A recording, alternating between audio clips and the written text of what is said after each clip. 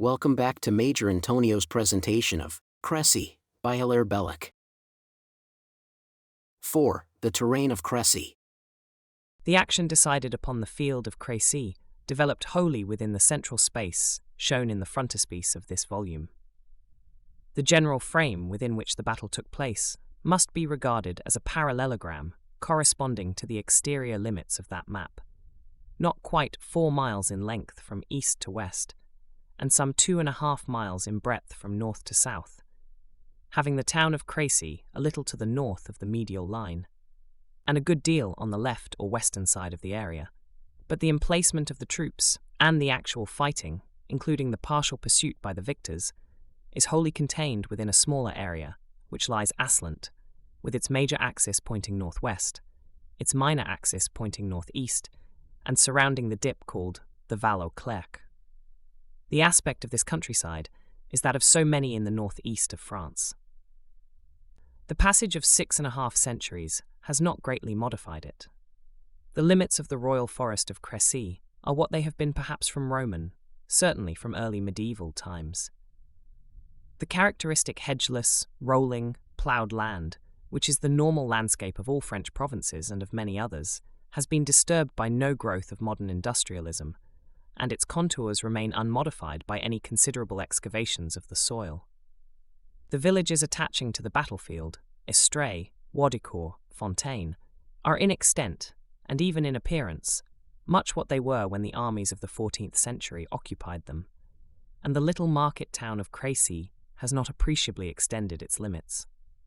Even minor features such as the small groups of woodland and the spinneys seem, judged by our remaining descriptions of the battle, to be much the same today as they were then. The terrain of Crécy offers, therefore, an excellent opportunity for the reconstruction of the medieval scene, and I will attempt to bring it before the eyes of my readers. Ponthieu is a district of low, open, and slightly undulating fertile lands, whose highest ridges touch such contours as 300 feet above the sea, and the depressions in which, very broad and easy, do not commonly fall more than 100 feet or so below the higher rolls of land. In the particular case of the field of Crécy, we shall have to deal with figures even less marked. The crests from which the opposing armies viewed each other before the action average full 200 feet above the sea. The broad, shallow depression between its confronting ridges descends to little more than 60 feet below them. All this wide expanse of fertile land, affording from one lift of its undulations and another great even views for miles and miles, is cut by streams which run parallel to each other in trenches 5 to 7 miles apart, and make their way by curiously straight courses northwestward to the neighbouring sea. These are the Conche, the Orthy, the crossing of whose marshes by the great Roman road form those pontes which, as we have seen, give the district its name of Ponthieu and the May. This last little river alone concerns us. We deal in the matter of the Battle of Crécy only with the first rising waters of the May. Its source springs just below the village, which derives from that riverhead its name of Fontaine, and the church of Crécy stands not 2 miles down the young stream. These 2 miles of its course, and a slight depression tributary to this its upper basin, mould the battlefield. For this shallow depression, called the Valois, among the least of the many long waves and troughs of land upon which Ponthieu is modelled, was the centre of the engagement, and, though too short and shallow to develop the smaller stream, such water as it collects is tributary to the May. This depression runs up from the level exactly northeastward, gradually rising until it fades, not quite 2 miles above the river, into the upper levels of the plateau. On either side of this Valois lift the soft and inconspicuous slopes that bound it. The one that bounds it on the north and west, and from which a man faces the southeast and the direction of Amiens, was the eminence occupied by the army of Edward III. At its southern end, where it overlooks the narrow rivulet of the May, it descends abruptly to the meadow level of the stream. The fall at this terminal of the bank is one of 100 feet. Its slope varies from 1 in 10 to 1 in 12, and on that slope, and on the meadow level below it, the little town of Crécy stands. There is the mouth of the Valois, and the further one walks along the road which marks the position of the English line, and the nearer one approaches Wadicourt, the shallower and less conspicuous and flatter does the Valois Crécy appear upon one's right, as its depression rises towards the general level of the plateau. At last, in the neighbourhood of Wadicourt itself, the first houses of which stand 2,000 yards from the last houses of Crécy, the depression has almost disappeared. The bank or fall of land from this crest of the English position down to the lowest point of the trough, steeper towards its southern, or Crécy, easier towards its northern, or Wadicourt, end is, upon the average, a slope of 1 in 30. Just steep enough to produce its effect upon a charging crowd, especially over soil drenched by rain, and falling just sufficiently to give their maximum value to the arrow shafts of the longbow, which was the chief arm of Edward's command. The opposing slope, that which lies to the south and east of the vale, and from which the traveller faces the sea breeze blowing from a shore not 15 miles away, is much easier and more gentle even than its counterpart.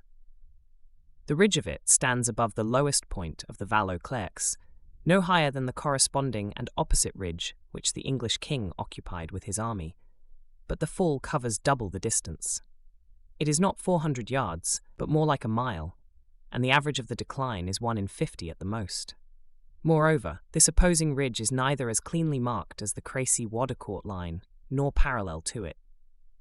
It is impossible to fix upon it, with any definition, a true crest. The slope undulates very gradually into the general level of the plateau, and is so formed that the Valois Crécy is funnel-shaped, much wider at the mouth on the May than towards its upper end. The depression, therefore, which was the theatre of the action, is in the main V-shaped, and its mouth is a full mile in breadth, while its last faint upper portion is not half that width. Such, in detail, is the field of Crécy. I will conclude by pointing out to the English reader a curious parallel. The field of Crécy has many analogies to the field of Waterloo. In both cases, two opposing ridges roughly determine the general plan. In both a depression, double and complex in the modern, single in the medieval instance, lies between the two lines. That of Crécy, as was suitable for a day in which no missiles of long range were available, is somewhat more marked and affords somewhat more of an obstacle to the offensive than that of Waterloo. In both the French formed the attacking force, and in both the defensive position was chosen with singular mastery. Indeed, an eye for a defensive position marks Edward's plan most strongly, and is, quite apart from the successful result of his action, his best title to repute in military history. 5. The action. King Edward, upon that Saturday morning, before he had yet caught sight of the French, of whose advance his scouts informed him, rode on a little horse slowly up and down the ranks, encouraging his army, as it sat and lay at rest, with shield and helm and bow upon the grass before each man, along the crest of the slight hill. In his hand the king bore a white wand and no weapon, and this visitation of his lasted until nearly 10 o'clock. His last orders were that all his men should eat and drink heartily, and he himself conveyed that order to his own division, which lay behind the main line. He had organized the defense upon a very simple pattern. That battalion, which was called the 1st Battalion, consisted of 1,200 men at arms, that is, fully armoured knights upon horseback, with 4,000 archers and 4,000 Welshmen. They occupied that turn or shoulder of the slope which runs round from the town of Crécy itself into the beginning of the Valois Crécy, and were under the nominal command of the lad, the Prince of Wales.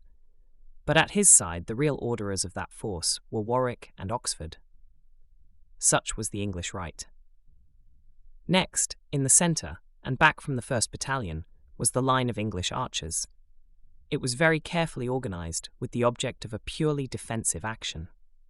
Small pits were dug before each man's station, and this infantry was arranged in harrow formation, much as trees are planted in an orchard in quincunx, so that any 5 of them formed a figure somewhat like the 5 in a pack of cards. It is evident that this formation, if the men were sufficiently dispersed, as they were, gave the freest play to their missiles, all of which could be shot through the intervals. And when we remember the rate of fire, 3 to 1 of the crossbow, we shall understand how formidable was this infantry, and how well able it was to break any cavalry charge prepared by nothing more than the shots of the Genoese. All the tradition and sentiment of medieval warfare gave to the mounted knight the glory of battle, but, as I shall have occasion to remark in the sequel, the great feature of Crécy was the presence of an ordered, highly trained infantry, expected to await and capable of awaiting a rush of horse until that cavalry should receive at, say, 50 to 80 yards, the whole weight of a furious and sustained discharge of missiles. Beyond the archers, some 3,000 in number at this point, were 1,200 mounted knights, who together with the archers at the centre were under the command of Northampton. There may have been a certain number of archers to the left again of these knights, but, at any rate, Northampton's command covered the rest of the ridge and reposed upon Waudecourt. Here, lest it should be turned, the left flank of the English line was protected by a park of wagons drawn up close together, vehicles taken from such of the train as had been saved from the French attack upon the rearguard at the ford 2 days before. The remainder of the wagons, provisions, and impedimenta were drawn up in the rear near the wood, and in front of them and between them and the defensive line upon the ridge was a strong reserve of over 10,000 men under Edward himself. Taking no account of non-combatants, we must reckon archers, armoured men and spearmen together at perhaps 25,000 men, and certainly not more than 30,000. But we must remember, as I said upon a former page, that every archer was served by aides, that a man-at-arms needed a squire, and that drivers and domestics of various kinds, and many recruits from Normandy, swelled the host. The large force against which this defensive was drawn up has been variously estimated. Its dispersion over the countryside, the lack of any cohesive command, the absence of all precise figures, the considerable bodies of wholly untrained country folk who were straggling up behind the army, make an estimate of the actual forces engaged on the French side extremely difficult. We do not know how many Germans, Luxembourgians, and others had been brought up with the feudal levy.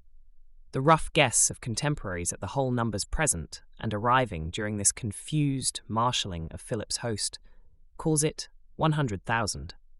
A recent and very careful English authority has estimated the enemy actually in line at 60,000. If we say that Edward met forces more than double his own, but not 3 times his own, we are as near the truth as we can hope to get. But the right way to estimate the disproportion between the offensive and the defensive upon this famous day is to contrast the fully armoured mounted men of either side, and further, to contrast first the trained infantry, armed with missile weapons; second, the infantry, trained or untrained, armed only with spear, dagger, or sword. Upon such an analysis, we get some such result as follows. Some 4,000 fully armoured mounted men in Edward's command, of whom only 3,000 or less were out of the reserve and in the line. Some 7,000 archers actually in the defensive line, with a much smaller number, unknown, in the reserve. Add 4,000 spearmen, for the most part Welsh. Against these on the offensive, you may set, at the very least, quite 4 times their number of fully mounted armoured men, and probably 6 times their number, or even more. As against the English archers, we must count for the missile arm upon the French side somewhat less. The only contemporary authority, Valois, who gives us any exact figures, names 6,000 as their number.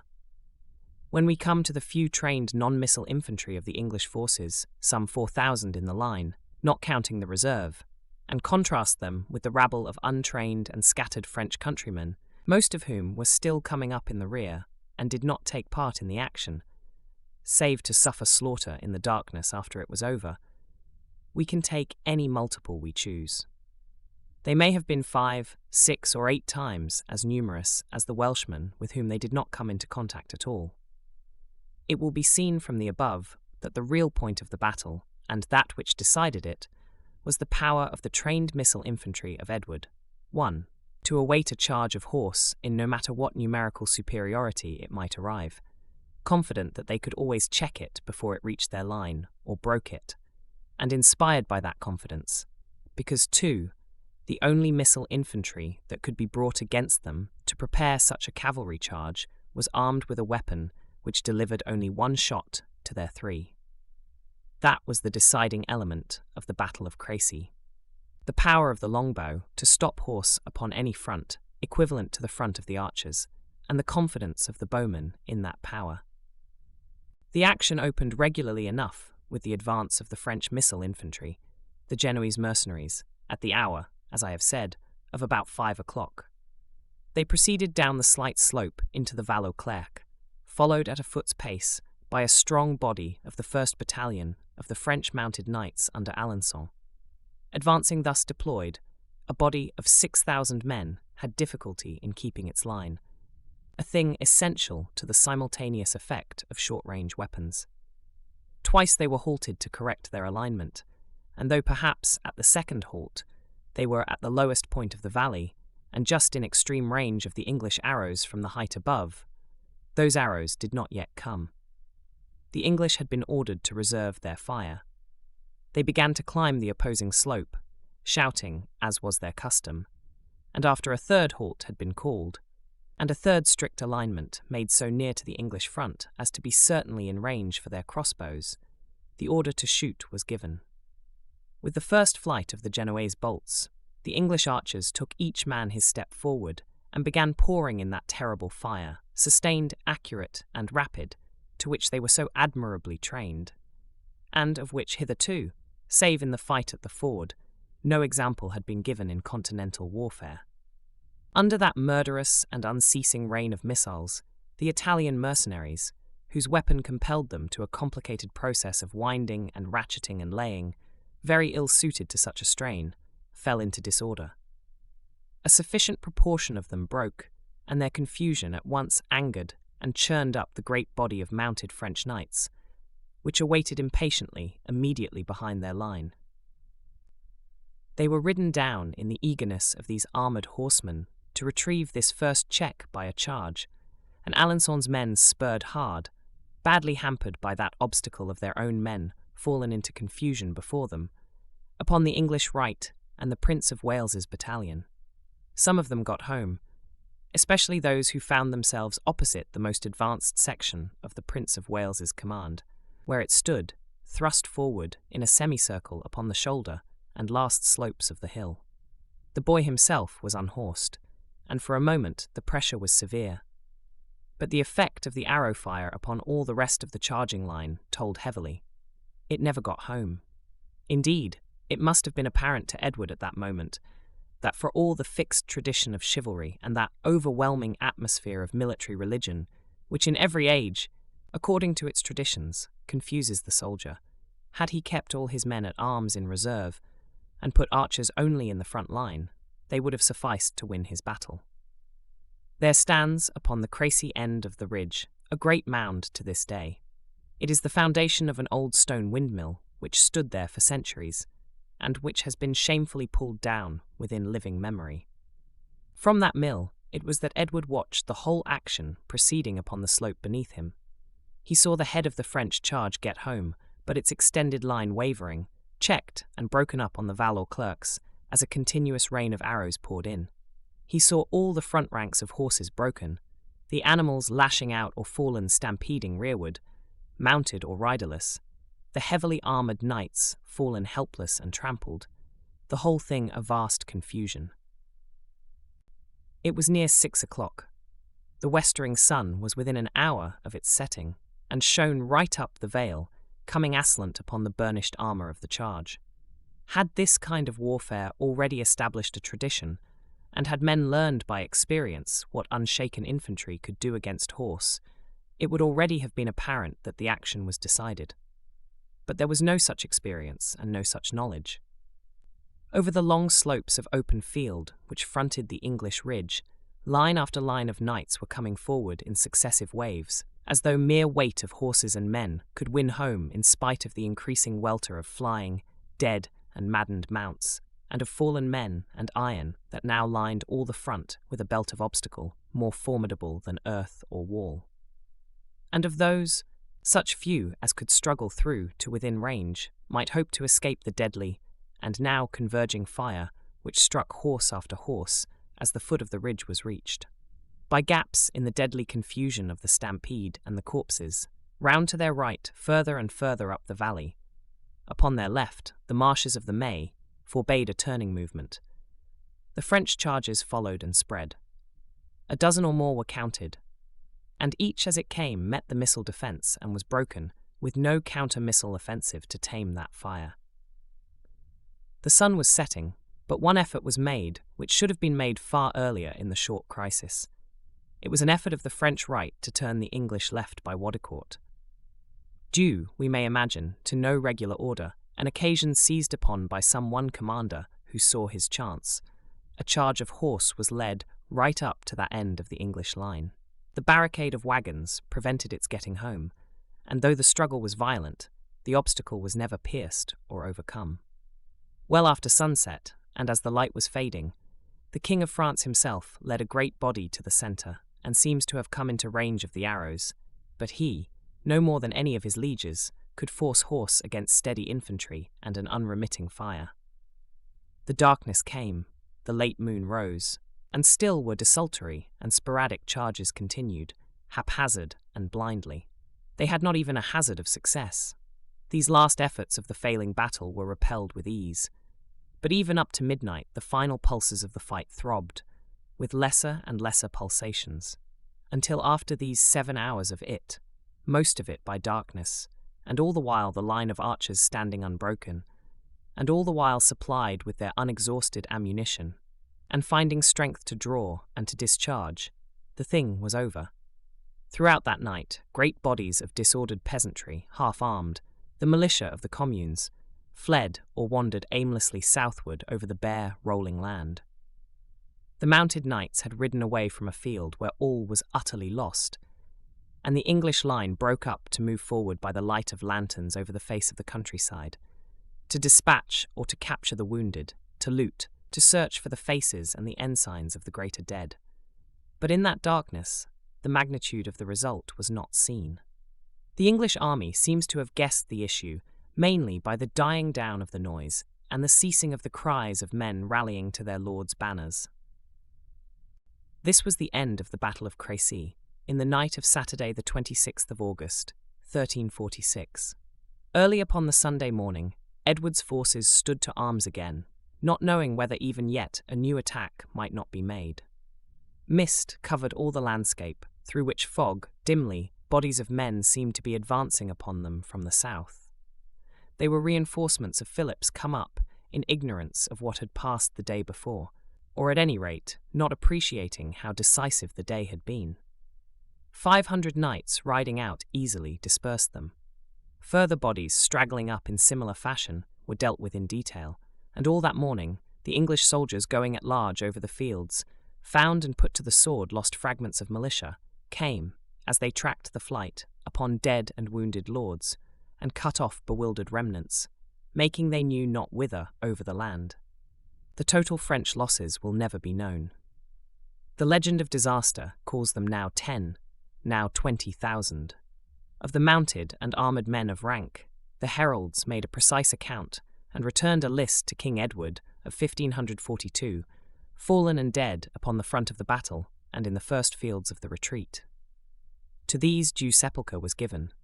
The mass of the fallen were buried in common trenches, marks of which may be seen to this day, and it is said that fires were lit to rid the ground of the dead. The English loss was wholly insignificant. Its exact amount, like that of its enemy, we cannot tell, because a list of but 2 knights, 1 squire, and 40 of the rest, not counting a few Welsh, is all that we are given. But even if this total, which hardly corresponds to the fierce melee at the beginning of the action on the right, be below the true number, we may be certain that that number was very small indeed. The line was never pierced.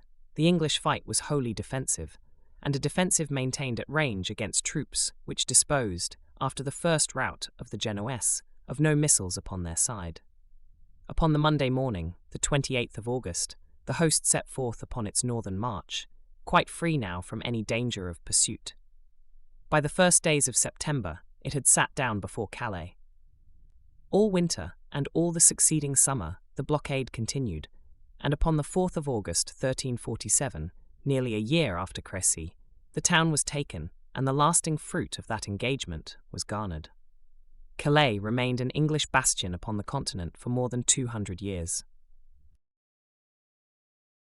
This concludes Crécy, by Hilaire Belloc. Join us also the day after tomorrow for Warriors of Faith, a comparison of Joan of Arc and Jan Žižka, by Kevin Duke.